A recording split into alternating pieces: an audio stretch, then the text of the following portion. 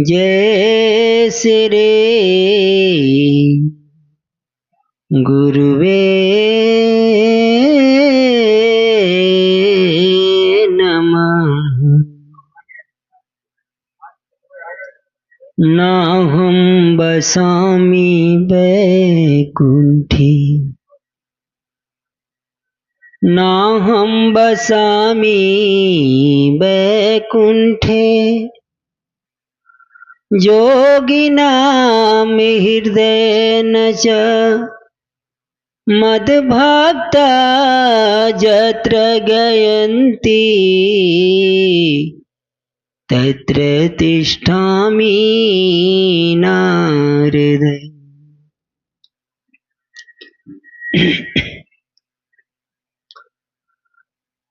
सुने न गुरुजी हो, सुने न गुरुजी अर्ज हमारी, बिनाए करिला रोजे रौरे बार बार। सुनी न गुरुजी अर्ज हमार, बिनाए करिला रोज रौरे बार बार।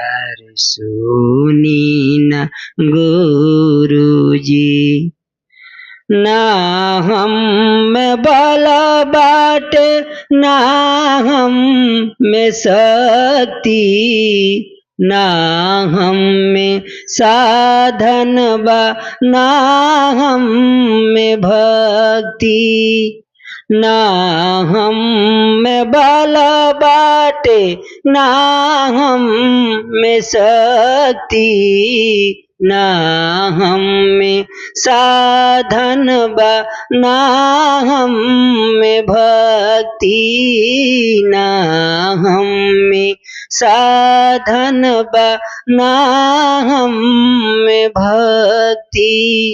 लजिया बचा दी हो,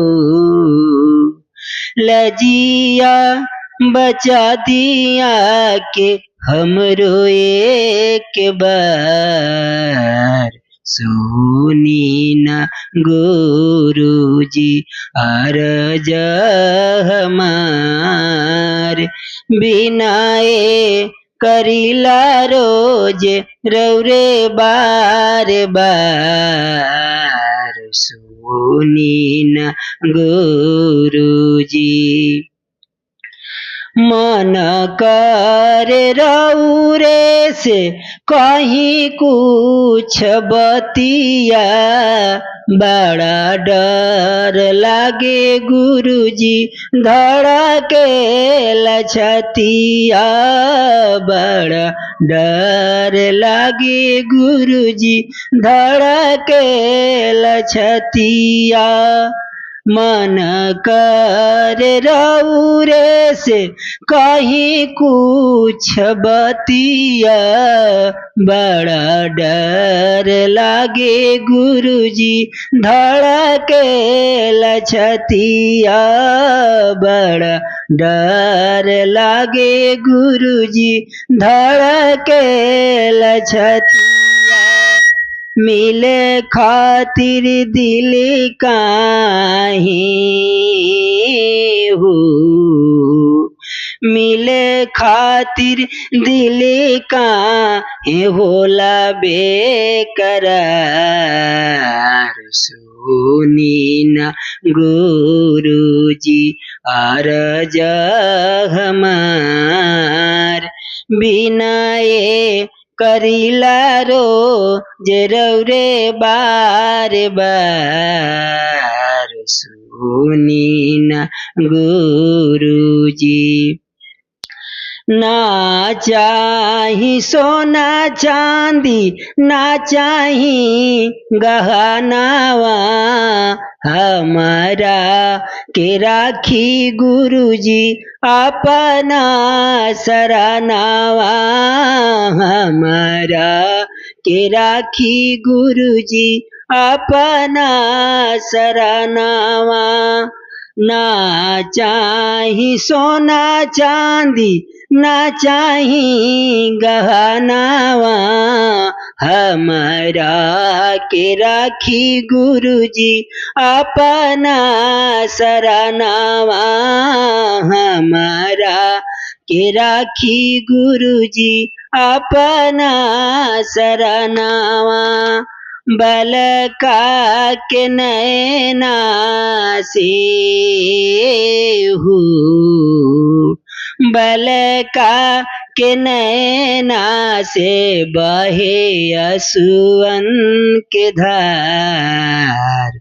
सुनी न गुरुजी अरज हमार, बिनाए करीला रोजे रौरे बार बार। सुनी न गुरुजी अरज हमार, बिनाए करीला रोजे रौरे बार बार। बिनाए करीला रोजे रौरे बार बार।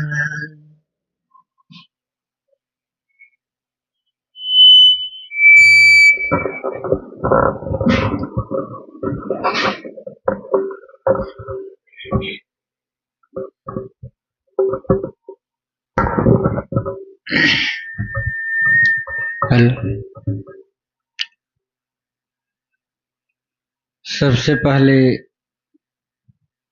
परम पूज्य परमहंस ब्रह्मलीन स्वामी नंद जी के चरण में कोटिशः नमन, और ममतामयी करुणामयी पूज्य गुरु माता जी के चरण में भी कोटिशः नमन, और इस दिव्य चेतनाचार्य पूज्य निजी भैया और उपदेशक गण सभी के चरण में कोटिशः नमन। और इस दिव्य चेतना सत्संग में जितने भी आए हैं श्रद्धालु भक्त, जिज्ञासु भक्त, माता बहन, भाई बंधु, सभी को मेरा चरण बंदन नमस्कार है। ओम श्री गौरवे नमः। गुरु को सर पर राखिए, लीजिए आज्ञा मान। शीश दिए जो गुरु मिले, तो भी सस्ता जान। ना कुछ किया न करी सका, न कुछ करने जोगे शरीर। जो कुछ किया सो गुरु किया, कि कह गए दास कबीर। हाई रौरे हर रोग के हो,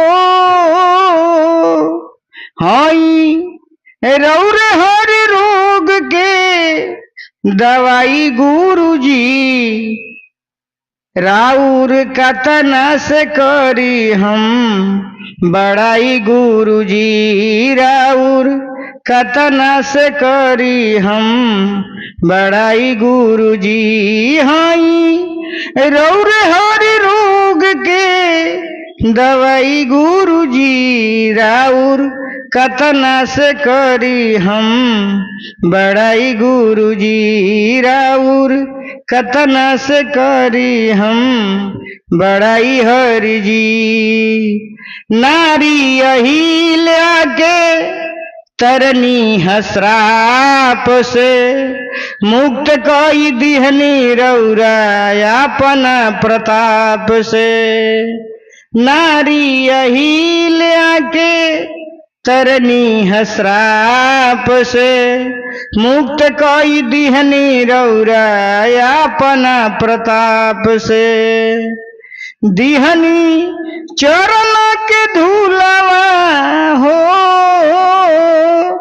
दिहनी चरण के धूलवा ठेकाई हरि जी राउर कतना से करी हम बड़ाई गुरु जी राउर कतना से करी हम बड़ाई गुरु जी हाई रौर हर रोग के दवाई गुरु जी राउर कतना से करी हम बड़ाई गुरु जी रौरे आदेश बिना पतई नहीं लेला भौरा गुनगुना लाना कली में फूल खिलेला रौरे आदेश बिना पतई नहीं लेला भौरा गुनगुना लाना कली में फूल खिलेला रौरा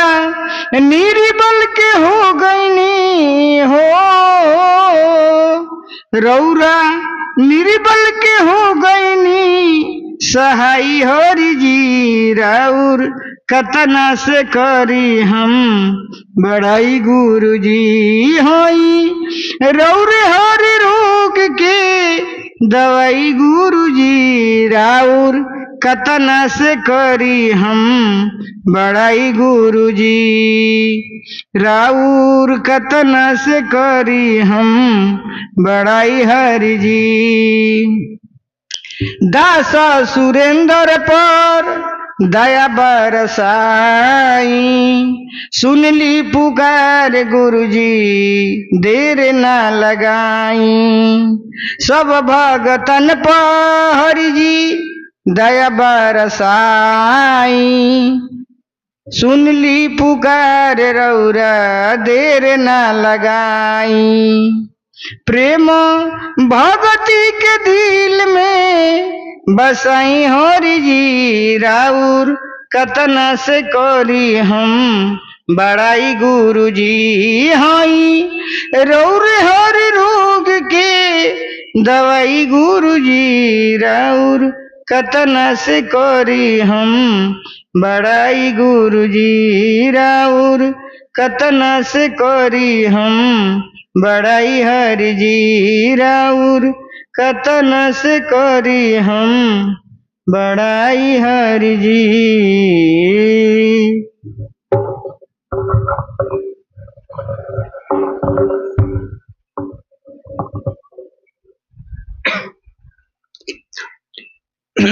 गुरु ब्रह्मा गुरु विष्णु गुरुदेव महेश्वर गुरु साक्षात परम ब्रह्मा तस्मै श्री गुरवे नमः।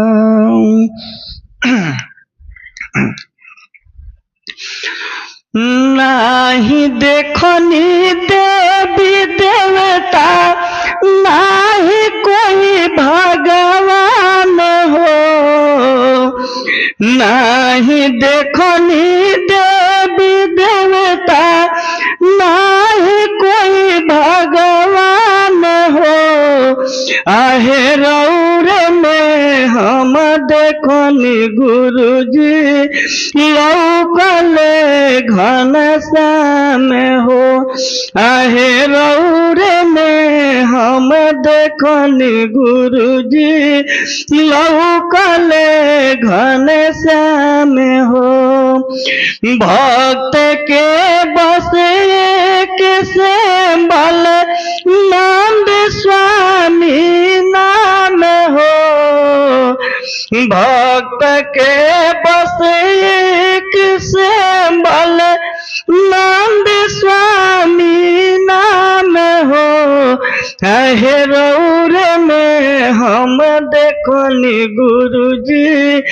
लौकले घन श्याम हो आहे रौरे में हम देखनी गुरुजी लौकले घन श्याम हो जाहि दिन से सुनल बानी राउर साता संगावा धीरे धीरे छूटे लागल माया मुह के रंगावा जाहि दिन से सुनल बानी राउर साता संगावा धीरे धीरे छूटे लागल माया मोह के रंगावा श्री मन नारायण रटते हो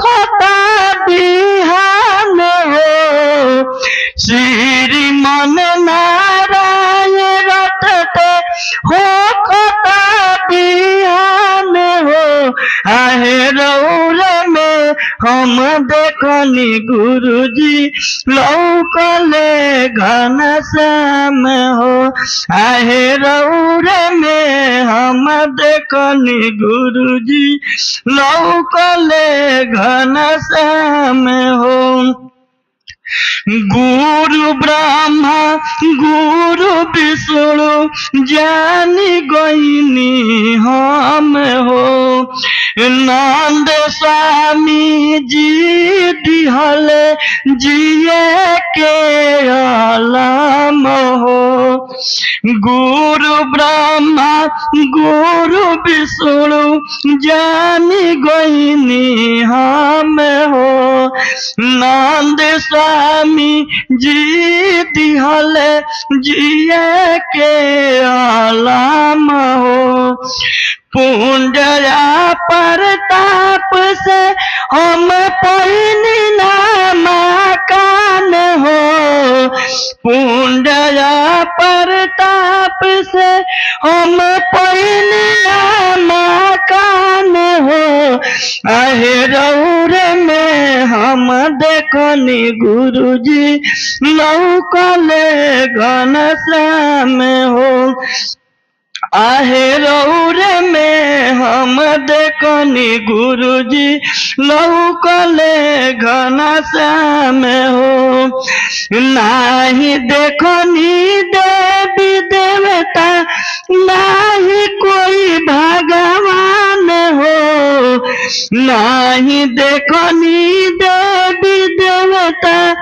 नाही कोई भगवान हो आहे रौरे में हम देखनी गुरुजी लौकले घन श्याम हो आहे रौरे में हम देखनी गुरुजी लौकले घन श्याम हो भक्त के बस एक संबल नंद स्वामी नाम हो भक्त के बस एक संबल नंद स्वामी नाम हो आहे रौरे में हम देखनी गुरुजी लौकले घन श्याम हो आहे रौरे में हम देखनी गुरुजी लौकले घन श्याम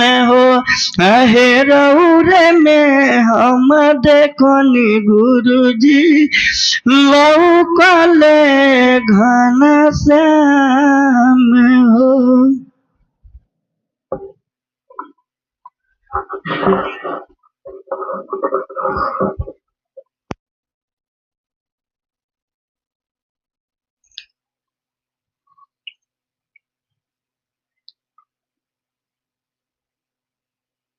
परम पूज्य की यहाँ सूक्ष्म उपस्थिति है,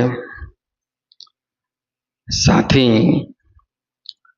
परम पूज्य गुरु माँ की भी साकार मंच पर उपस्थिति है। इनके पावन श्री चरण कमलों में हमारा सहृदय बारंबार नमन है। इस सत्संग के एकल आचार्य और इस सत्संग की पत्रिका दीप चेतना संदेश के संपादक पूज्य निजू भैया के चरणों में भी हमारा श्रद्धापूर्वक नमन है। गया से आए आचार्य उपदेशक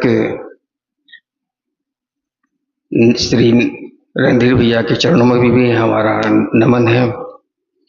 साथ ही इस सभा में और सभा के बाहर उपस्थित सभी गुरु भक्तों के चरणों में भी हमारा नमन है, वंदन है।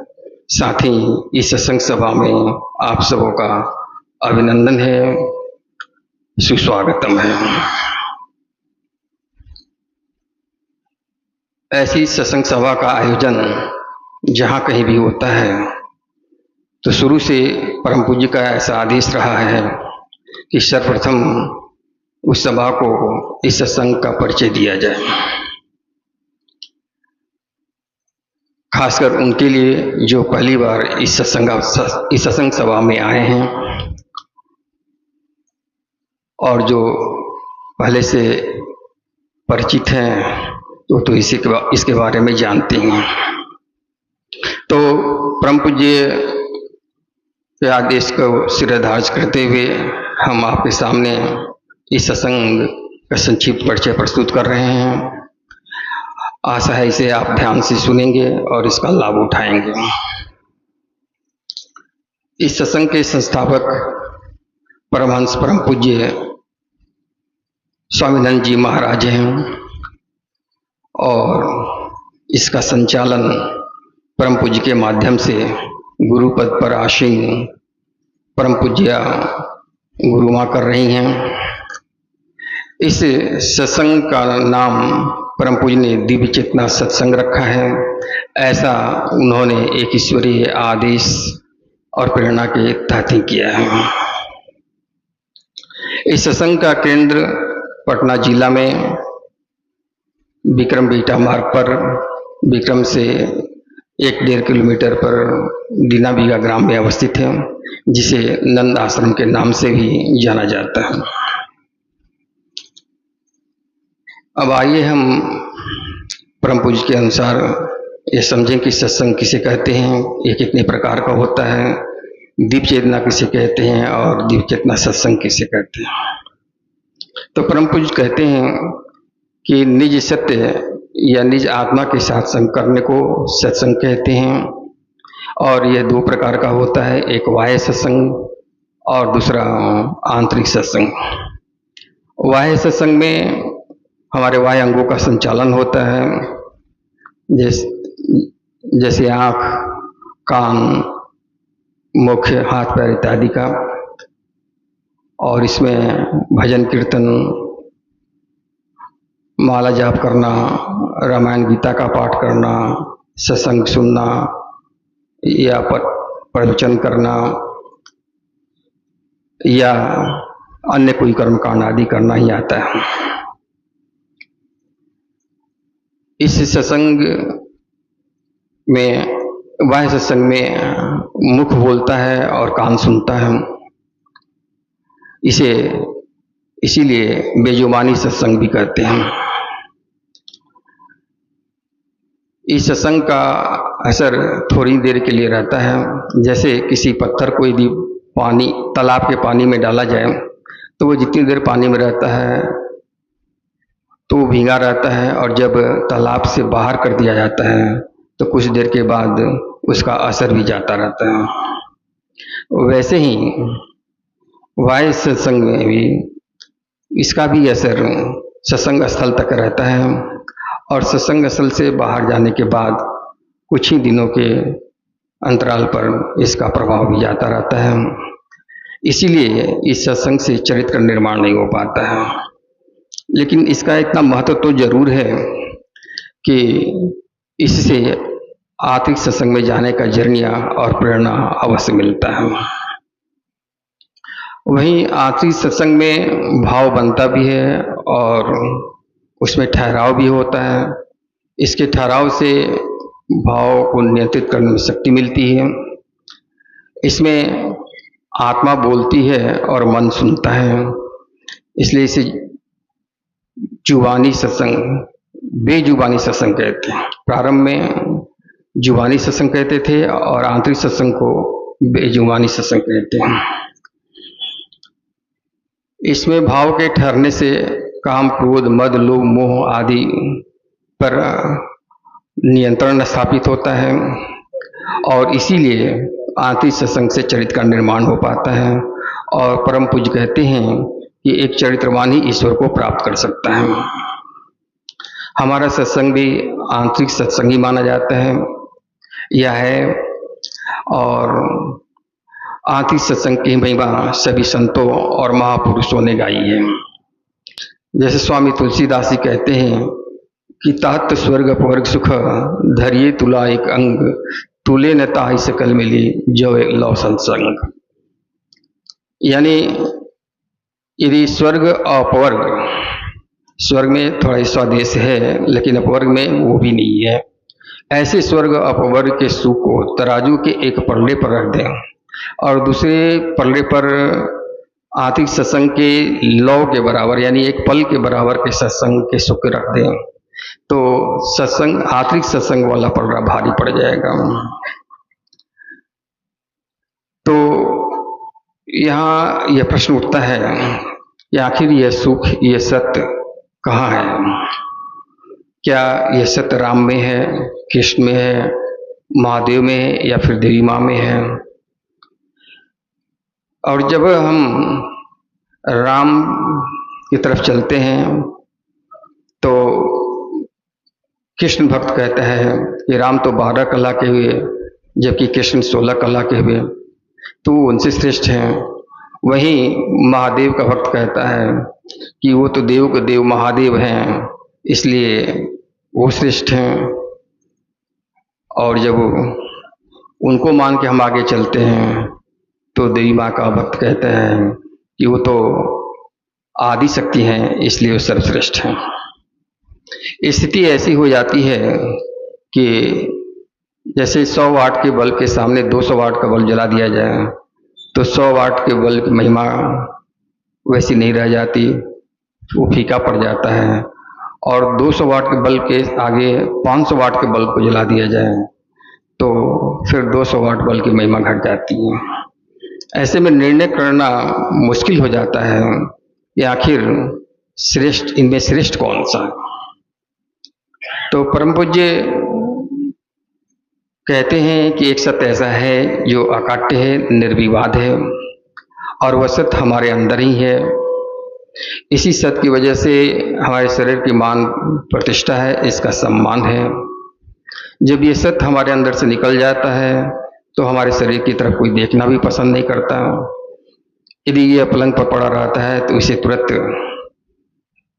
पलंग से नीचे उतार दिया जाता है और ऐसी स्थिति में इसको लाश और शव की संज्ञा दी जाती है। पलंग से उतारने के बाद भी उसे वहाँ रहने नहीं देते हैं, लोग उसे घर के बाहर कर देते हैं और फिर वहाँ से ले जाकर कहीं या तो दफना देते हैं या जला देते हैं, क्योंकि ऐसा नहीं करने पर उस शरीर से बदबू निकलने लगेगी। तो निष्कर्ष ये निकलता है कि ये सत्य वास्तव में कितना वास्तविक है। इसी के साथ संग करने को वास्तविक सत्संग कहते हैं। और हमारे राम, कृष्ण, महादेव आदि भगवत स्वरूप को और माँ काली और दुर्गा भगवती स्वरूप को इसी के साथ संग करके प्राप्त कर पाए थे। यहाँ तक कि हमारे गुरु, सदगुरु और समर्थ गुरु भी इसी के साथ संग करके इस स्थान को इस अवस्था को प्राप्त हो पाए। तो जब हम अंतर के सत्य के साथ संग करने लगते हैं तो हमारे आंखें देखती हैं, कान सुनते हैं, मुख बोलता है, हृदय धड़कता है और हाथ पैर काम करते हैं। जब यह सत्य हमारे अंदर से निकल जाता है तब आंखें रहेंगी पर देख नहीं पाएंगे, कान रहेंगे पर सुन नहीं पाएंगे, मुख रहेगा बोल नहीं पाएगा, हृदय धड़क नहीं पाएगा, हाथ पैर काम नहीं कर पाएंगे, क्योंकि ये सत्य, ये दिव्यता अब वहाँ से जा चुकी होती है। इसी दिव्यता को हम दिव्य चेतना कहते हैं और इसके संग करने को दिव्य चेतना सत्संग कहते हैं। परम पूज्य ने इसे विस्तार में समझाते हुए कहा कि जब इस गुरु की बताई विधि से हम आंतरिक सत्संग करने लगते हैं तो हम मन के चार अवस्था यानी चेतन, अवचेतन, अधिचेतन और अतिचेतन में पहुंचते हैं, क्रमिक विकास कर पहुंचते हैं। इसमें पहले जो चेतना है उसी को शरीर चेतना भी कहते हैं। अक्सर हम इसी में जीते और मरते हैं, इसी पर मोहित होते रहते हैं और इसी पर सारी सुख सुविधा लुटाने के लिए अपना पूरा जीवन खपा देते हैं। लेकिन परम पूज्य कहते हैं कि इस शरीर के अलावे भी 3 और शरीर हैं जिसे सूक्ष्म कारण और महाकारण कहते हैं। इसके प्रति भी हमारा दायित्व है, हमारा कर्तव्य बनता है। लेकिन जब शरीर चेतना में रहते हुए मृत्यु हो जाती है तो उस समय ऐसा लगता है कि हमारा शरीर नहीं है पर शरीर की चेतना है, यानी शरीर का दर्द है, प्यास है, भूख है, पर शरीर का अभाव हो जाता है। और इस चलते स्थिति ऐसी हो जाती है कि सामने गंगा नदी भी बह रही होती है, फिर भी हम अपनी प्यास नहीं बुझा सकते क्योंकि शरीर का अभाव है। 56 प्रकार का खाद्य सामग्री रखा हुआ है, फिर भी हम अपनी भूख नहीं मिटा सकते क्योंकि शरीर जो नहीं है। इसी प्रकार सुख सुविधा की सारी सामग्री रखी होती है पर हम उसका उपभोग नहीं कर सकते, कारण शरीर का अभाव है। यानी कितनी भयंकर स्थिति होगी इसकी कल्पना की जा सकती है। इसलिए परम पूज्य चेतावनी देते हुए कहते हैं कि हे मानव, इस शरीर में रहते हुए कम से कम अपने को इतना जरूर उठा लो कि जब शरीर न रहे तो शरीर का होश भी जाता रहे, यानी अपने को शरीर चेतना से ऊपर उठा लो। और इस प्रकार जब उठने की क्रिया हम करते हैं तो फिर शरीर चेतना से ऊपर हम अवचेतना में पहुंचते हैं, जहां एक व्यक्ति भूत की तरह कार्य करने लगता है। यदि जो भी वो सकारात्मक और नकारात्मक सोच रखता है वो उसी तुरंत ही साकार होने लगता है। यदि हम सकारात्मक दिशा की ओर बढ़ते हैं तो राम तक बन जाते हैं और नकारात्मक दिशा की ओर बढ़ते हैं तो ये रावण भी बना देता है। इतनी अद्भुत क्षमता इस अवचेतना में होती है। यहाँ भी हम रुकते नहीं हैं, गुरु के मार्गदर्शन में आगे बढ़ते हैं, उनका साथ बनाए रखते हैं, तो इस अवचेतना से ऊपर उठकर हम अधिचेतना में पहुँचते हैं, जिसे देव चेतना भी कहते हैं। यह देवलोक की भूमि है और यहाँ सुख का ही भोग है, इसलिए ये भी भोग योनि ही में माना जाता है। यहाँ जब पुण्य क्षीण हो जाता है तो कर्म करने के लिए मानव योनि में भेज दिया जाता है, जहाँ ये सुविधा रहती है कि आप सत्कर्म करके देव योनि से भी ऊपर उठ जाएं और असत कर्म करके नीचे के योनियों में पतित हो जाएं। इतनी स्वतंत्रता यहाँ पहुँचे हुए हर महात्मा को दी जाती है। ये सत्संग इसके जब यहाँ भी हम नहीं रुकते हैं और गुरु के माध्यम से आगे बढ़ते हैं, उनका आदेश पालन करते रहते हैं, तो हम अधिचेतना से अति चेतना में परिवर्तित हो जाते हैं, अति चेतना में पहुँचते हैं और इसी अति चेतना को हम दिव्य चेतना भी कहते हैं। यहाँ पहुँचे हुए आत्मा की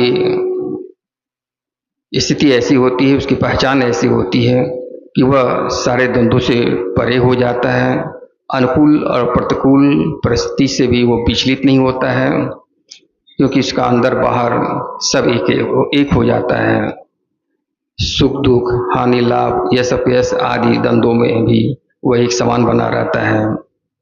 काम क्रोध मद लोभ मोह आदि गुणों पर उसका नियंत्रण स्थापित हो जाता है, उसका मैं अस्त हो जाता है और वह आनंद लोक की भूमि पर पहुंच जाता है। ऐसा आत्मदर्शन करने की वजह से ही होता है। इस आत्मदर्शन की पहली उपलब्धि है निर्भीकता। परम पूज्य कहते हैं कि एक निर्भीक व्यक्ति ही क्षमा कर सकता है, इस प्रकार वह क्षमावान बनता है। वही दया कर सकता है, इस प्रकार वह दयावान बनता है। और वही सत्य का आचरण कर सकता है, इस तरह एक निर्भीक व्यक्ति ही सत्यवान बनता है। इस प्रकार से एक के बाद एक सभी ईश्वरीय गुणों की उपलब्धि उसे होने लगती है और ऐसे पूर्ण महापुरुष को, पुरुष की आत्मा को दूसरे की आत्मा परमात्मा के रूप में जानने लगती है, दर्शन करने लगती है। हमारा सत्संग गुरु प्रधान सत्संग है, जो कहता है कि इसके लिए तुम्हें सदगुरु की शरण में जाना होगा। यहाँ गुरु से मतलब सदगुरु से है, जिसने सत्य का बोध कर लिया है, जिसने सत्य को धारण किया हुआ है, जिसमें सत्य समाया हुआ है। ऐसे गुरु मानव योनि में ही मिलते हैं और वो सत्कर्म का उपदेश करते हैं। इसीलिए मानव योनि कर्म योनि है और इसके अतिरिक्त और सभी योनियां भोग योनियां हैं। देव योनि भी भोग योनि है, जैसा पहले कहा जा चुका है। लेकिन एक मानव भी जो गुरु विमुख हो जाता है, वो भी भोग योनि में ही जीता है। इसीलिए संतों ने गुरु की बड़ी महिमा गाई है। वे कहते हैं कि ब्रह्मा विष्णु महेश भी उसका गुणगान करने में समर्थ हैं। उसी प्रकार जैसे एक साग सब्जी बेचने वाले को यदि स्वर्ण के गुणों के बखान करने के लिए कह दिया जाए तो सकुचाने लगता है, क्योंकि वो उसकी बिक्री तो करता नहीं है, वो तो जिंदगी भर साग सब्जी ही बेचता रहा। फिर आगे कहा जाता है कि गुरु ब्रह्मा गुरु विष्णु गुरुदेव महेश्वर गुरु साक्षात परम ब्रह्म तस्मै श्री गुरुवे नमः। यानी ब्रह्मा विष्णु महेश जो प्रकृति के अंदर रहते हैं, लेकिन गुरु प्रकृति से भी ऊपर साक्षात परम ब्रह्म की अवस्था को प्राप्त किए रहते हैं। इतनी महिमा एक सदगुरु की गाई जाती है और वो भी गाया नहीं जा पाता है, नेति नेति कह कर सब थक जाते हैं। अब इस सत्संग के महत्व पर, इसके उद्देश्य पर विचार करें। इस सत्संग का उद्देश्य है नैतिक उत्थान और मानव धर्म का प्रचार, जो कहता है कि हर मानव का धर्म एक ही है और उसके अंदर है, और यदि ये 10-20 की संख्या में है तो वह धर्म नहीं है, बल्कि वह एक संगठन है, एक विचार वालों का, एक मत वालों का। वे आगे परम पूज्य आगे कहते हैं कि धर्म धारण करने को कहते हैं, और धारण करने से मतलब स्वभाव धारण करने को है, और स्वभाव धारण करने में सत्य, अहिंसा, अस्तेय, अपरिग्रह और ब्रह्मचर्य को माना जाता है, जो 5 नियम शौच, संतोष, तप, स्वाध्याय और ईश्वर प्रणिधान का पालन करने से ही हो पाता है।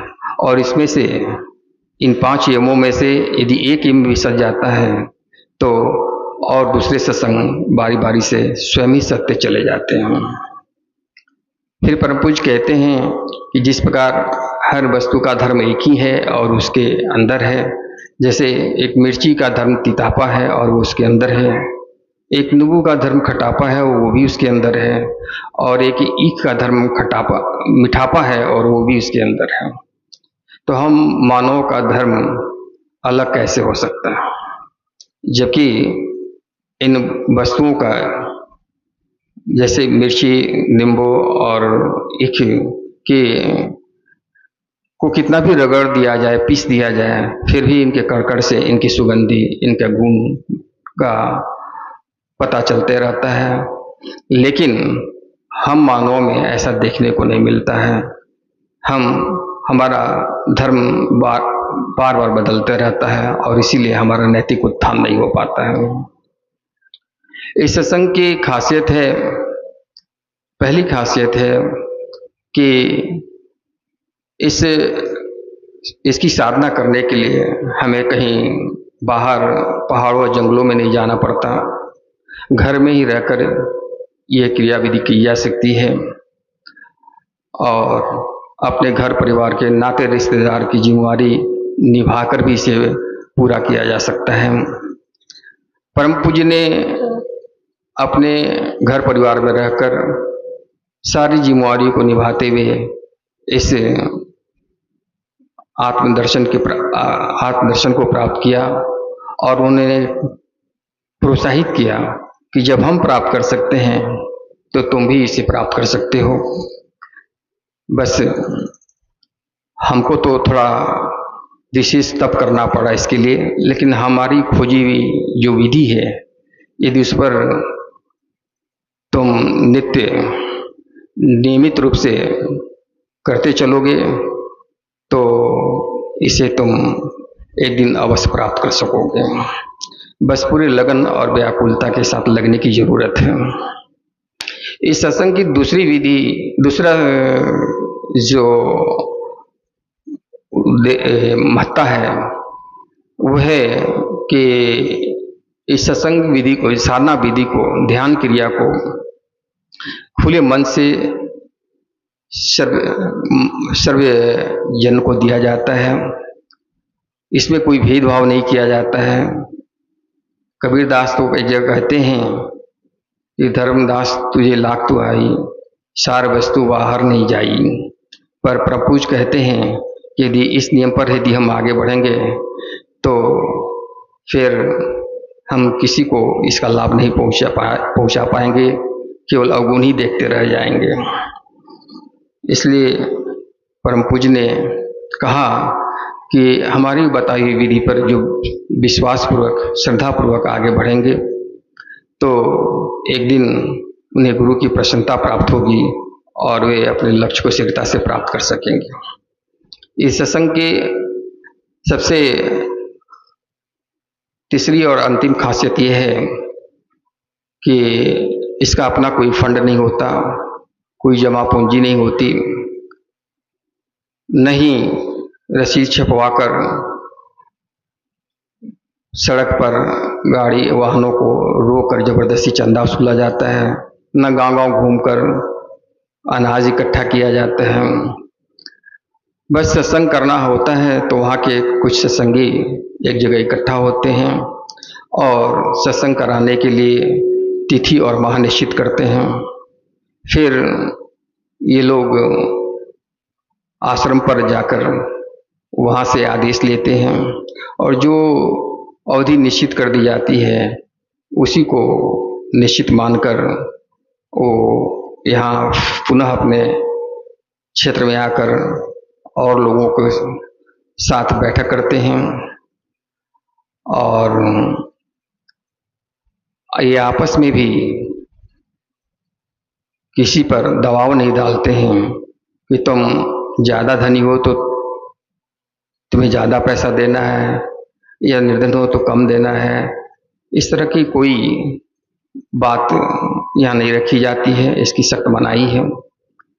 जो भी आपस में स्वेच्छा से चंदा इकट्ठा हो जाता है वे उसी को लेकर तैयारी में लग जाते हैं।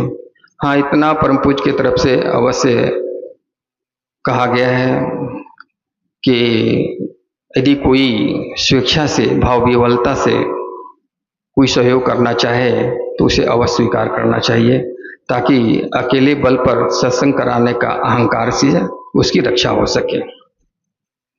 और इस प्रकार निर्णय करके जब सभी सत्संगी सत्संग स्थल पर पहुंचते हैं तो वे जो भी कार्य अपने हाथ में लेते हैं वह तुरंत साकार होने लगता है, क्योंकि रिद्धि सिद्धि ऐसे गुरु के आदेश को पाकर अपनी सेवाएं देने के लिए तत्पर रहती हैं, मौका खोजती हैं, और यही कारण है कि उनका सब कार्य बड़ी आसानी से पूर्णता को प्राप्त होने लगता है। और अंत में सभी सत्संगी एक सफल सत्संग का आयोजन होते हुए प्रत्यक्ष रूप से देखते हैं, और इससे उनका उत्साह और उमंग बढ़ते चला जाता है, और फिर उसी उत्साह और सत्संग के साथ वे आगे के सत्संग कार्यक्रम में भाग लेते रहते हैं। तो ये हुआ हमारे दीप चेतना सत्संग का संक्षिप्त परिचय। अब परम पूज्य आचार्य श्री निजू भैया से आग्रह है कि वे इस कार्यक्रम को आगे बढ़ाएं, इसका संचालन संभालें। ओम शांति।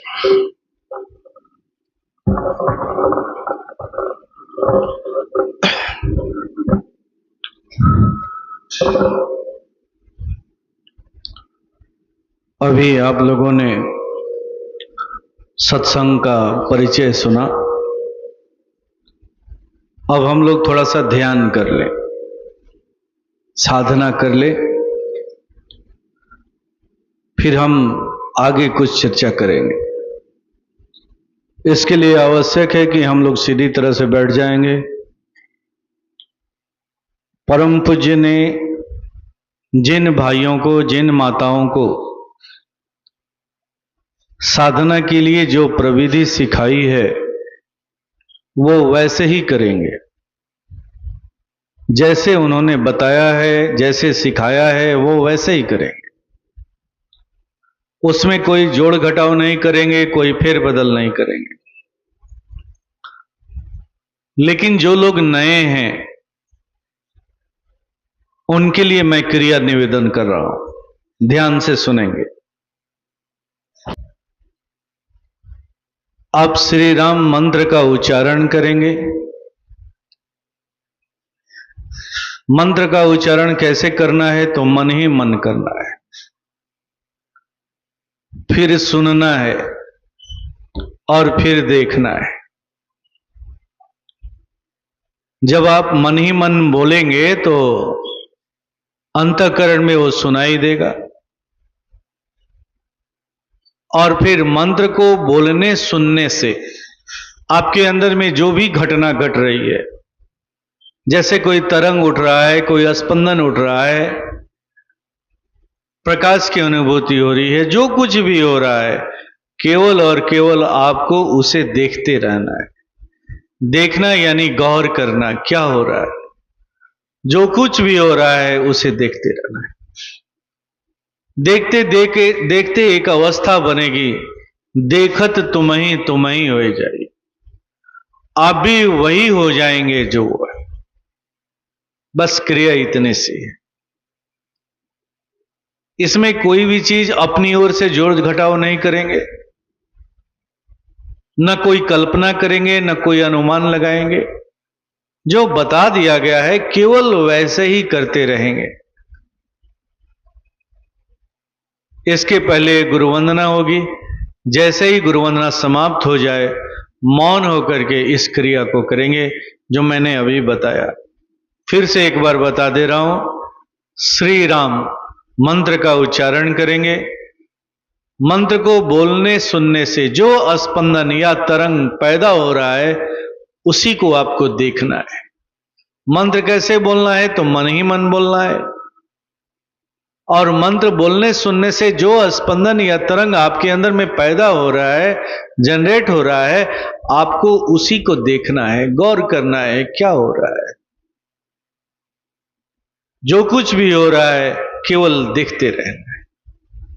मंत्र को एक बार से जब 2 बार बोलने की स्थिति आएगी तो कम से कम 15 सेकंड के बाद बोलेंगे, लगातार नहीं बोलेंगे।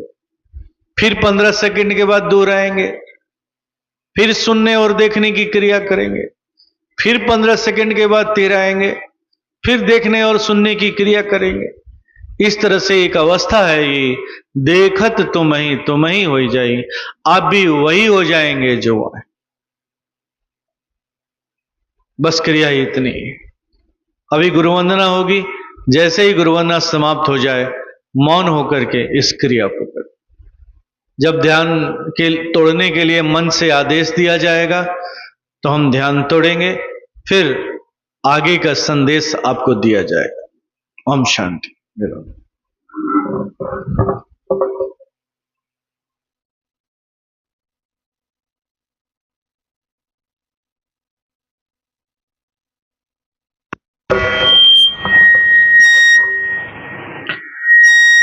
शरण में आए हम तुम्हारे, दया करो दयालु भगवन। शरण में आए हम तुम्हारी,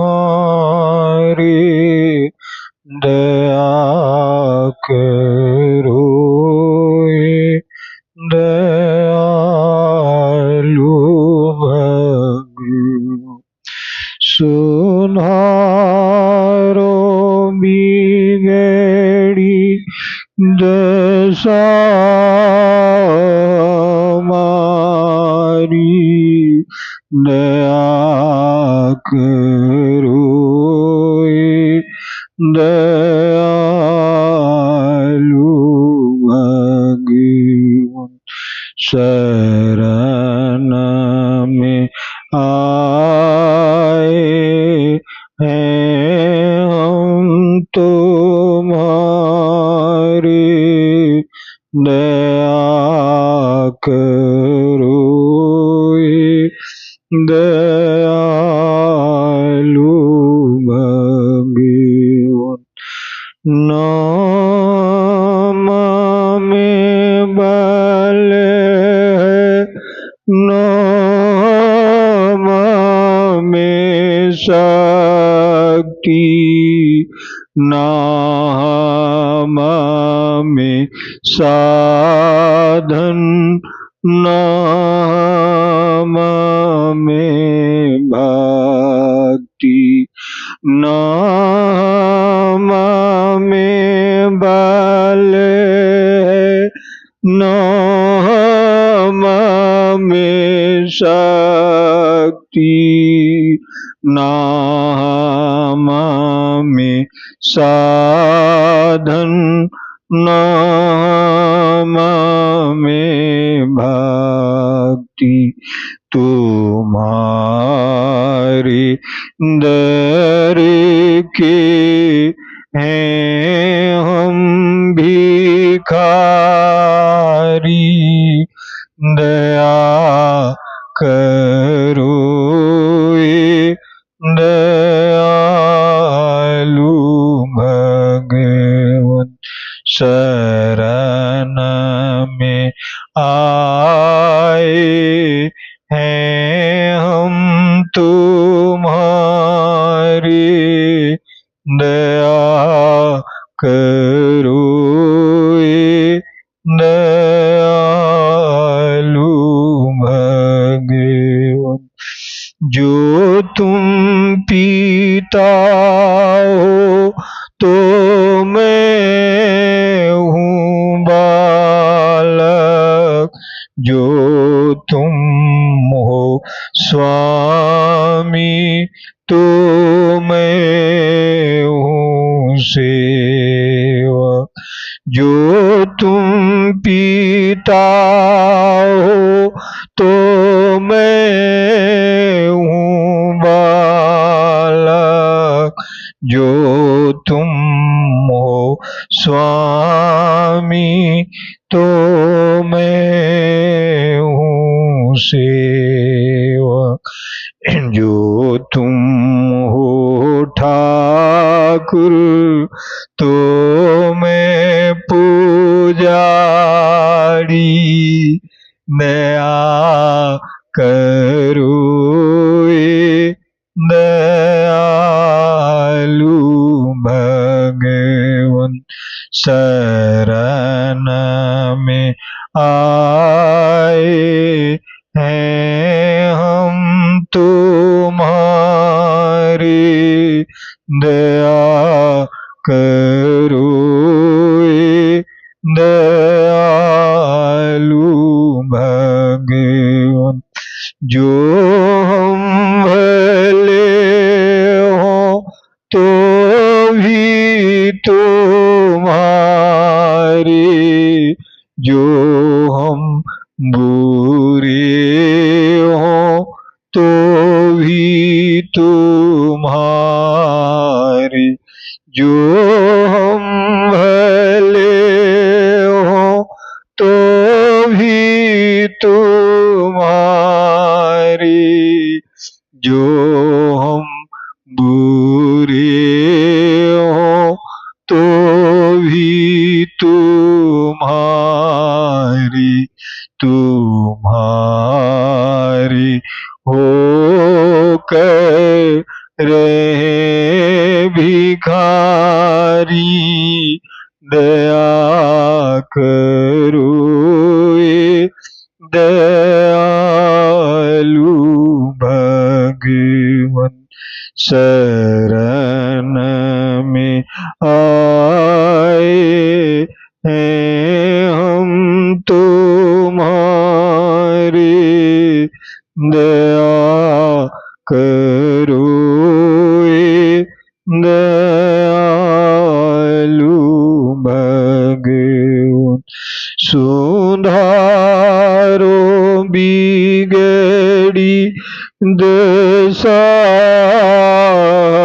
हमारी, दया करो ए दयालु भगवन।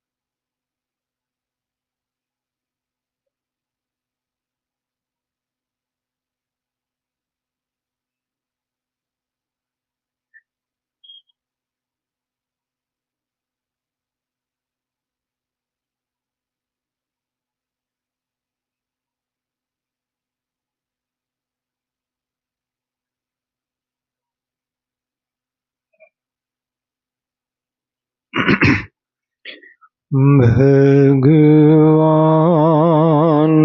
मेरी साधना सफल होने दो, गुरु निज चरण की आराधना सफल होने दो, गुरु निज चरण की आराधना।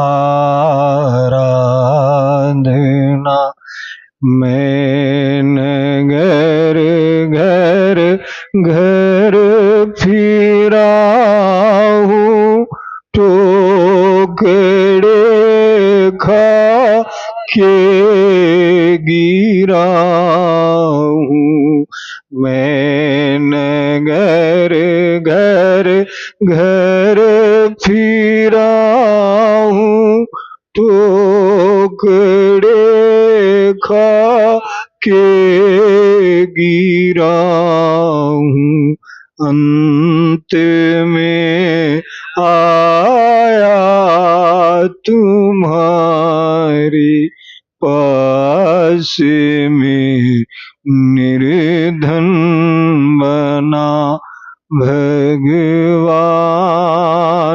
मेरी साधना सफल होने दो, गुरु निज चरण की आराधना। जल रहा हूँ ताप से और वेदना की श्राप से, जल रहा हूँ ताप से और वेदना की श्राप से।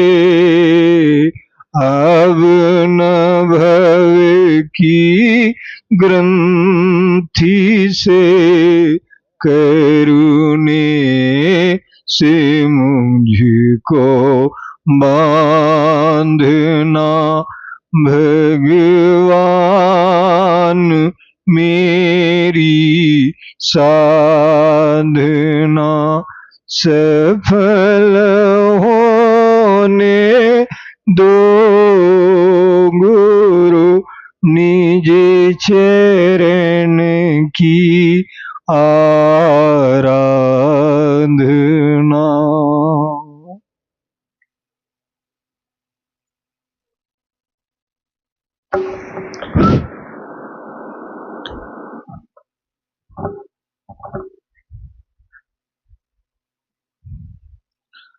सबसे पहले अपने परम आराध्य परम पूज्य गुरु महाराज साहब, जिनकी तस्वीर मंच पे रखी हुई है,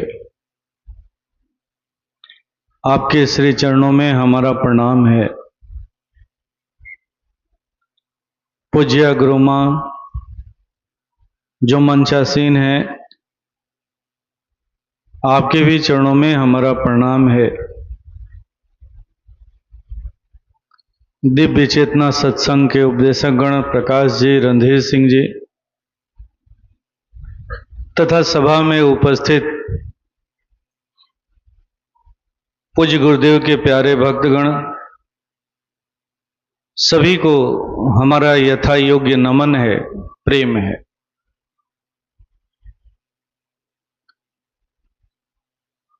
जैसा कि आप लोगों ने अभी थोड़ी देर पहले सत्संग परिचय सुना, जिसका मुख्य संदेश था अपने सत्य को जानना। एक मनुष्य इस मानव योनि में क्यों आता है? तो केवल और केवल अपने सत्य को जानने के लिए आता।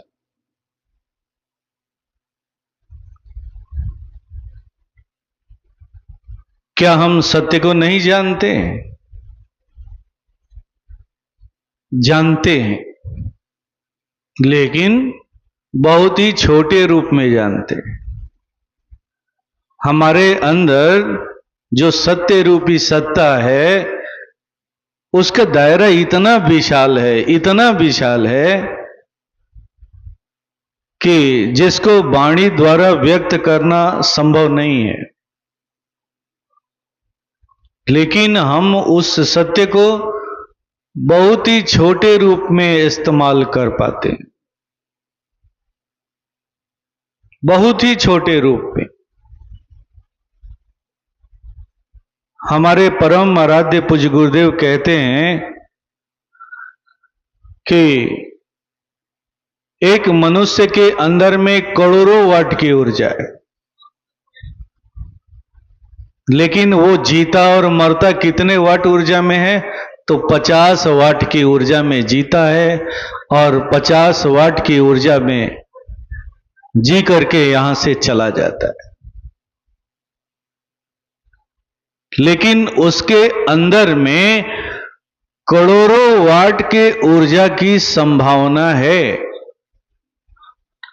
और परमात्मा ने ऐसी संभावना दे करके, इसकी पूरी सुविधा दे करके आपको भेजा है।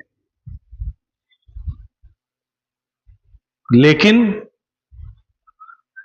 दुख की बात यह है कि हम उस सत्य सत्ता में रहते हुए भी सत्य के प्रवाह से बहुत ही दूर हैं, बहुत ही दूर हैं। हम सत्य सत्ता में रहते हैं, लेकिन सत्य सत्ता के प्रवाह से अपरिचित हैं। हमारे आचरण में, हमारे व्यवहार में उस सत्य सत्ता का प्रभाव देखने को नहीं मिलता है। क्यों नहीं मिलता है? हम तो उसी में अवस्थित हैं, फिर भी नहीं मिलता है। क्यों नहीं मिलता है? इसलिए कि हमें उस सत्य सत्ता को अपने अंदर में, जो सत्य सत्ता हमारे अंदर में है, उसे प्रकट करना होता है। प्रकट करने की साधना करनी होती। और जब सत्य सत्ता प्रकट हो जाती है,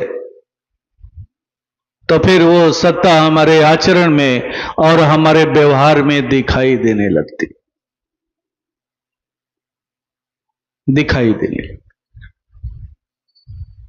तो इस सत्संग का भी उद्देश्य यही है। अगर परमात्मा ने उस सत्य सत्ता को दे करके हमें भेजा है, तो हम उस सत्य सत्ता को प्रकट करें। ऐसे ही उसे, उसका निखार न आए और वो ऐसे ही हम लेकर के चले जाएं, तो ये कितना बड़ा अपराध होगा, सबसे बड़ा अपराध, सबसे बड़ा अपराध।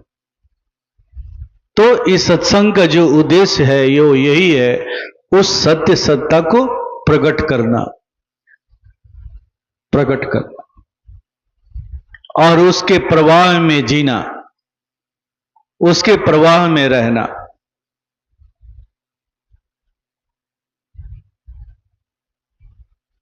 उसके प्रवाह में सबसे बड़ा बाधक क्या चीज है? तो हमारा अहंकार। और अहंकार के बहुत रूप हैं, जिसे समझना एक आम आदमी नहीं समझ सकता है। हमारा मैं, हमारा अहंकार सबसे बड़ा बाधक है।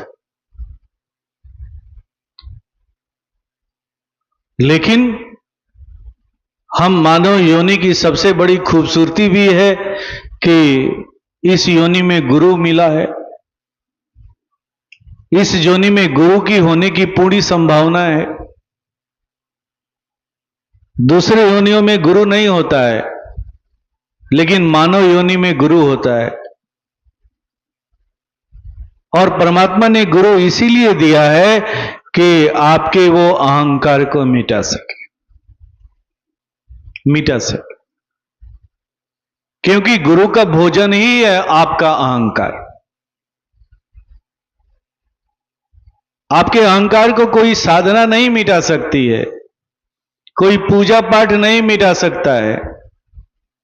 आपके अहंकार को अगर कोई मिटा सकता है, जो कार्बन पैदा करता है, उसको अगर कोई मिटा सकता है तो एकमात्र गुरु ही मिटा सकता है, दूसरा कोई नहीं मिटा सकता। क्योंकि आपका अहंकार गुरु का ही भोजन है।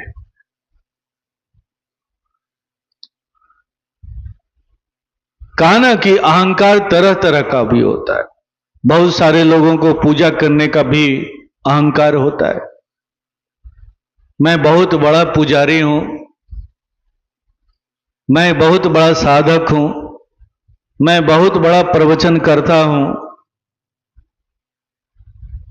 तरह तरह का अहंकार हमें अपने आगोश में लेता है और हमें परमात्मा से, अपने सत्य से दूर करके रखता है, दूर करके रखता है। इसीलिए हर मनुष्य के जीवन में गुरु की आवश्यकता है। आप चाहे लाख कोई पूजा करते हो, कोई देवी की पूजा करते हो, कोई भगवान की पूजा करते हो, कोई आराधना करते हो, और आपके जीवन में कोई सद्गुरु नहीं है, तो निश्चित है कि आपके अंदर में पूजा का अहंकार पैदा होना ही होना है, होना ही होना, होना ही होना। और फिर वो पूजा फलित नहीं हो पाती, वो पूजा हमें निर्मल नहीं बना पाती है। भगवान राम कहते हैं ना कि मुझे कौन प्राप्त कर सकता है, तो वही प्राप्त कर सकता है जिसका मन निर्मल हो चुका हो। निर्मल मन जन सो मोहि पावा, मोहि कपट छल छिद्र न भाव। अगर कोई प्राप्त कर सकता है तो निर्मल मन वाला ही प्राप्त कर सकता। और निर्मल मन कौन बनाता है? तो आपकी पूजा आपको निर्मल मन नहीं बनाती है, गुरु बनाता है। गुरु गुरु आपकी जब आप देख रेख में रहते हैं, जब गुरु के देख रेख में चलते हैं, गुरु के देख रेख में आप पूजा पाठ करते हैं, मंत्र साधना करते हैं या कुछ भी करते हैं, तो गुरु हमेशा आपको निर्मलता की तरफ ले जाता है। आपके अंदर में कभी कार्बन पैदा नहीं होने देता। अहंकार का जो कार्बन है, वो कार्बन कभी भी पैदा नहीं होने देता है, कभी भी नहीं होने देता। पूजा का अहंकार कैसे होता है? जब हमारे जीवन में गुरु नहीं होता है तो हमारी पूजा और की दशा और दिशा कैसे हो जाती है, कैसी किस तरफ हो जाती है? तो मैं आपको एक बड़ा ही सुंदर प्रसंग सुनाता हूं, इससे बात पूरी तरह से स्पष्ट हो जाएगी।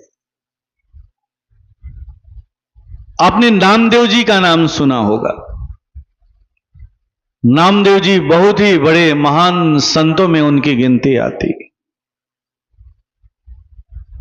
नामदेव जी भगवान विट्ठल के बहुत बड़े भक्त थे, बहुत बड़े पुजारी थे। कहते हैं कि जब सुबह उठ करके भगवान विट्ठल की जब वो पूजा पाठ किया करते थे, तो भगवान विट्ठल प्रकट हो जाते थे और वो उन्हें दूध, मलाई, मक्खन, मिश्री अर्पित किया करते थे और भगवान विट्ठल प्रकट होकर के उसे स्वीकार करते थे। नामदेव जी अपने हाथों से उन्हें दूध पिलाया करते थे। ऐसी अवस्था को प्राप्त वो भक्त थे, भगवान के भक्त। कहते हैं कि एक बार बहुत सारे संतों की एक जगह गोष्ठी हुई। जैसे आप किसी खास विषय पर मंत्रणा करना होता है तो आप गोष्ठी करते हैं, मुख्य मुख्य लोगों को बुलाते हैं और अपने विचारों को रखते हैं। चिंतन करते हैं, ठीक वैसे ही संतों की गोष्ठी हुई। और गोष्ठी में नामदेव जी को भी बुलाया गया।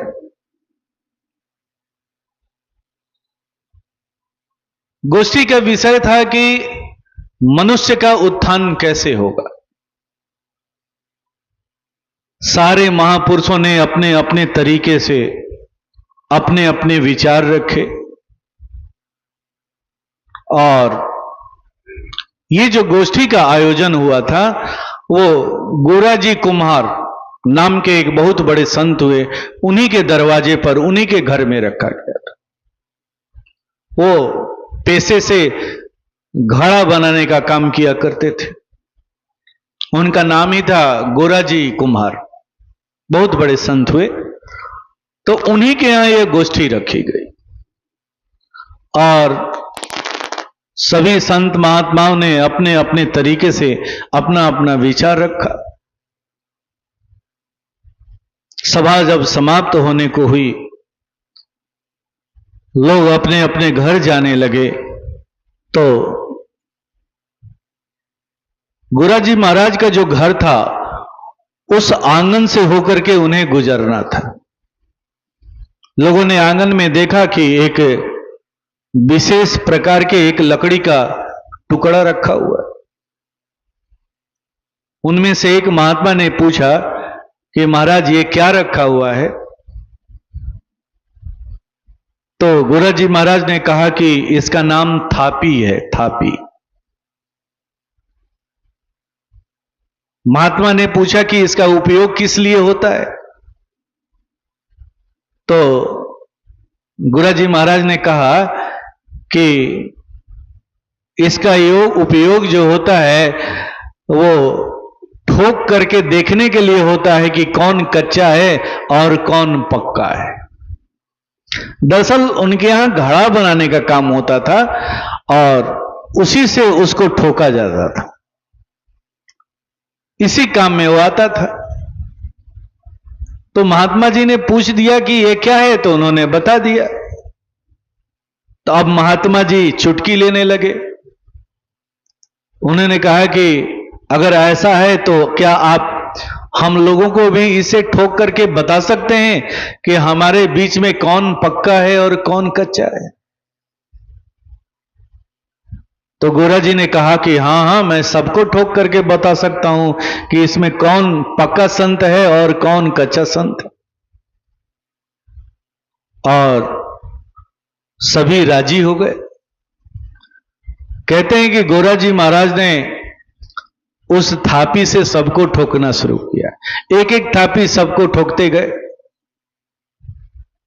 और जब को सबको उन्होंने ठोक लिया उससे, तो अंत में कहा कि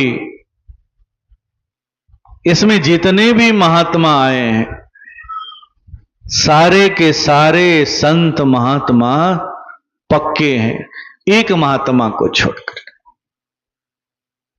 लोगों ने पूछा कि वो एक महात्मा कौन है भाई? तो उन्होंने कहा कि नामदेव जी जो हैं अभी पूरे तरह से पक्के नहीं हुए हैं, कच्चे भक्त हैं।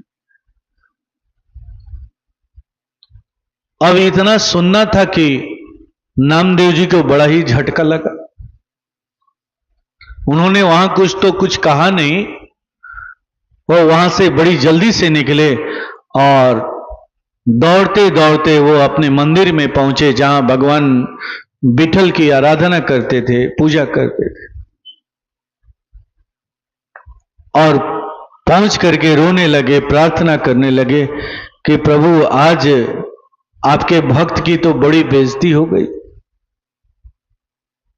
लोग मुझे कच्चा भक्त कह रहे हैं, जबकि मैं रोज जब आपको पुकारता हूं तो आप प्रकट हो जाते हैं, आपको अपने हाथों से दूध पिलाता हूं, मक्खन मिश्री खिलाता हूं।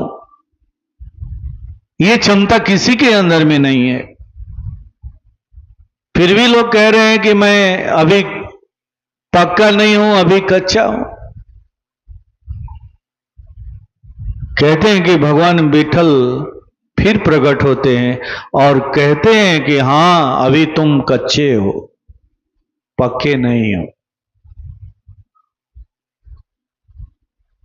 नामदेव पूछते हैं कि क्यों अभी मैं कच्चा हूं, पक्का नहीं हो पाया हूं? इसलिए नहीं पक्के हो पाए हो कि तुम्हारे जीवन में कोई गुरु नहीं है। गुरु नहीं। तुम्हारी पूजा, तुम्हारी आराधना तुम्हारे गुरु के मार्गदर्शन में नहीं है, इसलिए अभी कच्चे हो, पक्के नहीं हो। तो उन्होंने कहा कि जी इसका उपाय क्या है? मुझे कोई ऐसा पुरुष दिखाई नहीं दे रहा है जहां मैं जाऊं, उन्हें गुरु के रूप में स्वीकार करूं। तो उन्होंने कहा कि एक संत ऐसे हैं जहां जाओगे तो वो तुम्हें गुरु के रूप में स्वीकार कर लेंगे। उनका नाम है विनोबा जी। आप विनोबा जी के पास चले जाओ। भगवान विठल उन्हें भेजते हैं कि जाओ गुरु के पास जाओ, तब तुम मेरे सही स्वरूप को समझ पाओगे। स्वयं के प्रयास से मेरे सही स्वरूप को तुम नहीं समझ पाओगे। जाओ। और वो विनोबा जी के खोज में निकल पड़ते। कुछ लोगों से पता चलता है कि विनोबा जी भगवान शिव के मंदिर में रहा करते हैं और खोजते खोजते नामदेव जी वहां पहुंच जाते हैं। जैसे ही पहुंचते हैं तो देखते हैं कि एक व्यक्ति है जो बूढ़ा है, बुजुर्ग है, भगवान शिव का जो लिंग है उसके ऊपर अपना पैर रख करके सोया हुआ है। अब देख करके ही आग बबूला हो जाते हैं। कहीं कैसा मूर्ख है ये, थोड़ा भी इसे तमीज नहीं है। भगवान के सर के ऊपर पैर रख करके सोया हुआ है। कैसे आदमी के पास विठल भगवान ने मुझे भेज दिया है? कैसे आदमी के पास भी? फिर भी भगवान विठल का आदेश था। ऊपरी मन से उन्होंने विनोबा जी को जगाया और कहा कि आप ये क्या कर रहे हैं? बहुत बड़ा अपराध कर रहे हैं। भगवान शिव के लिंग के ऊपर पैर रख करके आप सोए हुए हैं, ये कितना बड़ा पाप कर रहे हैं। कहते हैं कि विनोबा जी ने कहा कि बेटा ऐसा है कि मैं बूढ़ा हो गया हूं, मेरा पैर अपने से उठता नहीं है, तुम ही उसे उठा करके थोड़ा हटा दो। और नामदेव जी पैर को उठाते हैं और हटाने लगते हैं। तो जब हटाते हैं तो आश्चर्य में पड़ जाते। वो जिधर पैर हटाते हैं लिंग वहीं पहुंच जाता है। चारों तरफ घुमा करके वो हार जाते हैं उनके पैर को, और जहां वो पैर करते हैं वहीं भगवान शिव का लिंग उपस्थित हो जाता है। यह देख करके उनका भ्रम टूटता है और फिर वो उन्हें गुरु के रूप में स्वीकार करते हैं। तो हमारे बीच बहुत सारे ऐसे भाई हैं जिन्हें अपने पूजा का अहंकार भी होता है कि हम बहुत बड़े भक्त हैं, भगवान के भक्त हैं। अहंकार केवल धन का ही नहीं होता है, अहंकार केवल मान सम्मान का ही नहीं होता है, अहंकार पूजा पाठ का भी होता है। और जब अहंकार हमारे पूजा पाठ से जुड़ जाता है तो कभी भी हमें निर्मल नहीं बनने देता है, नहीं बनने। और जब तक आप निर्मल नहीं बनेंगे तब तक आपकी पूजा सार्थक नहीं होने वाली है, याद रखिएगा, नहीं होने वाली। ये शर्त पूरा नहीं होने वाला है। निर्मल मन जन सो मोहि पावा, मोहि कपट छल छिद्र न भावा। इसीलिए गुरु की जरूरत है। पूजा पाठ गुरु मना नहीं करता है कि आप पूजा पाठ न करें, किसी देवी देवता की आराधना न करें, लेकिन जरूर यह है कि आप गुरु के मार्गदर्शन में करें। क्योंकि गुरु का भोजन क्या है? तो आपका अहंकार। वो आपके अहंकार को मिटाता है, और अहंकार ही आपके उन्नति में बाधा है। जो सत्य रूपी सत्ता आपके अंदर में मौजूद है, उस सत्ता के प्रवाह से आपको हमेशा दूर किए हुए, हमेशा दूर किए हुए। कहा ना कि वो सत्य रूपी सत्ता, वो परमात्मा जिसने इस शरीर को बनाया है, आपने नो मंदिर बनाया है और भगवान को रखा है, लेकिन भगवान ने उस मंदिर को नहीं भगवान बनाया है, भगवान ने इस मंदिर को बनाया है और इसी मंदिर में वो रहता है। लेकिन फिर भी उसके रहते हुए भी हम लोग उससे दूर बने हुए हैं, उनके प्रवाह को अनुभव नहीं करते हैं, उनके प्रवाह को अपने आचरण और व्यवहार में नहीं दिखता है हमारे। क्यों? इसलिए कि हम उनसे दूर हैं, और दूर होने का कारण क्या है? तो हमारा अहंकार, जो हमें उनके करीब नहीं जाने देता है। हम समझते हैं कि भगवान की पूजा आराधना कर लिए, भगवान का दर्शन कर लिए, यही पर्याप्त है। अब क्या? अब तो खत्म हो गया, सब कुछ हो गया। अगर मैं आपसे पूछूं कि अर्जुन ने भगवान कृष्ण के विराट रूप का दर्शन किस अध्याय में किया है? 11वें अध्याय में। तो गीता वहीं समाप्त हो जानी चाहिए थी। क्या जरूरत है 18वें अध्याय तक गीता को खींच के ले जाने की, कर्म योग या ज्ञान योग और भक्ति योग की बात करने की? उनको तो विराट रूप का दर्शन हो चुका था, क्या जरूरत थी? क्या जरूरत थी? लेकिन हम क्या समझते हैं, हमने कुछ देख लिया, कुछ अनुभव कर लिया, बस सब कुछ प्राप्त हो गया। नहीं, वो दर्शन एक विश्वास की स्थापना के लिए है।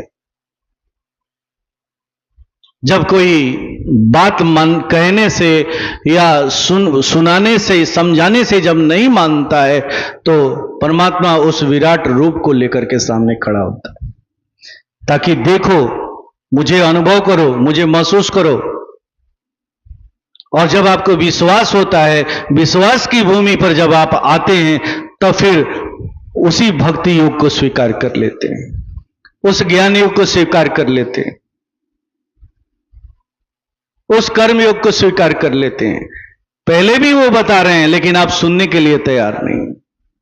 लेकिन वही जब विराट रूप देख लेते हैं तो हाथ जोड़ के खड़े हो जाते हैं और सब कुछ सुनने के लिए तैयार होते हैं, चलने के लिए तैयार होते हैं। यहां तक पूछते हैं कि प्रभु, भक्ति मार्ग भी बहुत अच्छा लग रहा है, कर्म मार्ग भी बहुत अच्छा लग रहा है, ज्ञान मार्ग भी बहुत अच्छा लग रहा है, लेकिन हमें समझ नहीं आ रहा है कि हम अपने लिए क्या करें, कौन सा मार्ग का चुनाव करें। कितना परिवर्तन हो जाता है। भगवान कृष्ण कहते हैं कि मन मना भव मद भक्तो मद्दाजी माम नमस्करो, मेरी भक्ति कर, मुझे प्रणाम कर, मुझे केवल देख। तो ये जो भ्रम हो जाता है कि भगवान को जब मैं पूजा करता हूं तो वो प्रकट हो जाते हैं, मैं दूध पिला देता हूं, मेरी बात वो सुनने लगते हैं, अब मुझे किसी की जरूरत नहीं है, यही अहंकार निर्मल नहीं बनने देता है, नहीं बनने देता। यही है पूजा का अहंकार। इसीलिए गुरु की जरूरत है, सबसे ज्यादा जरूरत है साधकों के जीवन में गुरु की जरूरत। जब गुरु की आवश्यकता जब पूरी हो जाती है, गुरु जब हमारे जीवन में आ जाता है, तो फिर हमारी निर्मलता की क्रिया शुरू होने लगती है और हम निर्मल हो जाते हैं। इसी पर आधारित है ये दिव्य चेतना सत्संग। हमारे यहां जो भी ध्यान साधना सिखाई जाती है, कराई जाती है, वो गुरु के मार्गदर्शन में कराई जाती है। ऐसे महाप्रभु के दरबार में हम सब बैठे हुए हैं, प्रभु के सामने कुछ नैवेद्य सामग्रियां रखी हुई हैं। आइए प्रभु से प्रार्थना करते हैं कि हे प्रभु, आप इसे स्वीकार करें तथा हम सबों पर दया करें। प्रभु कृपा करें। आपने जो मार्ग दिया है प्रभु, जो रास्ता दिया है उस पर हम सब अनवरत चलते रहें, कभी ना रुकें, कभी ना ठहरें प्रभु, अनवरत चलते रहें, तब तक चलते रहें जब तक अपने लक्ष्य को प्राप्त न करें। आइए इन्हीं भावों के साथ इस नैवेद्य को हम सब अपने परम आराध्य को अर्पित करें।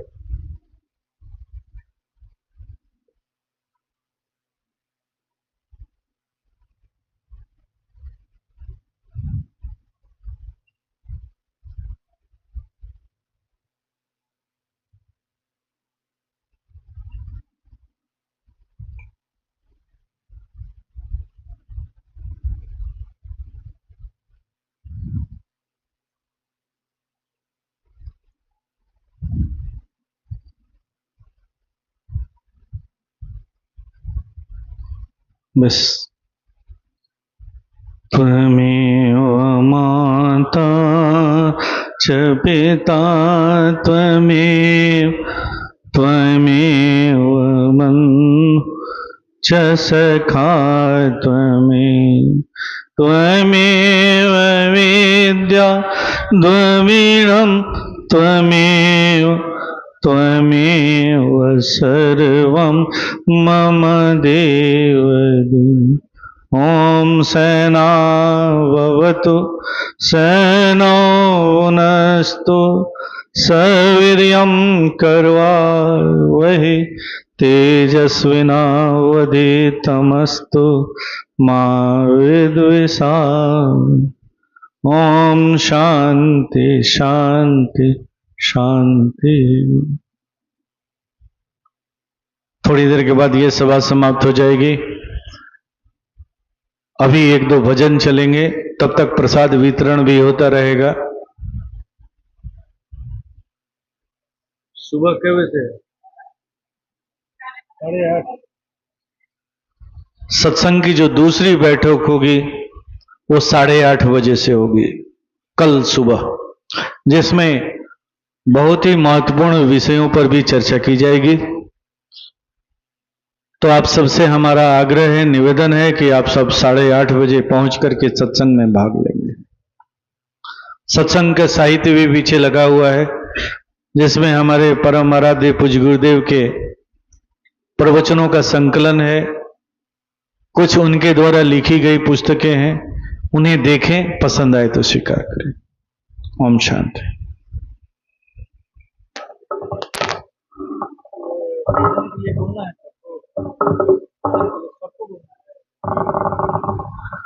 सत्संग व्यवस्थापक की ओर से निवेदन है, सभा में जो भी उपस्थित हुए हैं सभी महाप्रसाद यानी भोजन करके जाएंगे। ओम शांति।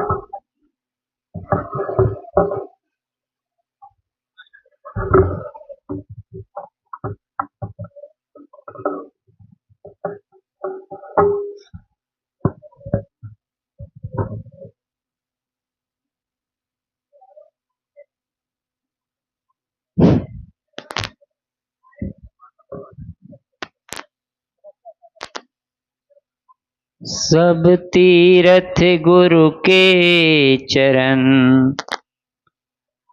नित्य ही पर भी होए, सहजो चरणोदक लिए, पाप रहे ना को।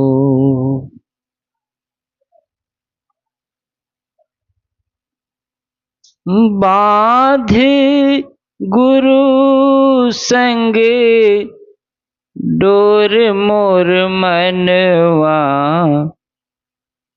बाधे गुरु संग डोर हो, बाधे गुरु संग डोर मोर मनवा, बाधे गुरु संग डोर। कोई न अपना संगी साथी, झूठी सब की यारी। काम क्रोध मद लोभ से मिल के, निस दिन सुमति बिसारी। बांध ले अब तू चित की गठरी, चल श्री गुरु की ओर मोर मनवा। बांधे गुरु संग डोर, हो बांधे गुरु संग डोर मोर मनवा। बांधे गुरु संग डोर। जिनकी कृपा से ईश्वर मिलते, उनसे प्रीति बढ़ा ले। मन आंगन में गुरु ज्ञान का सुंदर वृक्ष लगा ले। रात अंधेरी जन्म जन्म की, पा जाएगी भोर मोर मनवा। बांधे गुरु संग डोर, हो बांधे गुरु संग डोर मोर मनवा। बांधे गुरु संग डोर। सारे जग की कठिन डगरिया, उस पे नगरिया दूर। बिना सहारे गुरु कृपा के, हो जई हो मजबूर।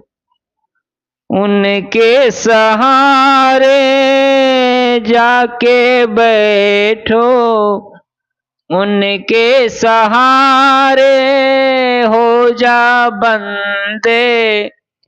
कोई न देगा खोर मोर मनवा। बांधे गुरु संग डोर, हो बांधे गुरु संग डोर मोर मनवा। बांधे गुरु संग डोर। अब चुकी हो तो कबहू न पै हो, गुरु चरणन फुलवारी। अब चुकी हो तो कबहू न पै हो, गुरु चरणन फुलवारी। प्रेम जता के सब कोई लुटी हैं, दे हैं जन्म बिगारी। गुरु आंगन में चल के बैठो, हो जई है सह जोर मोर मनवा।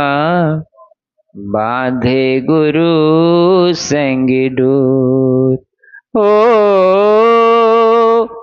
बांधे गुरु संग डोर मोर मनवा। बांधे गुरु संग डोर।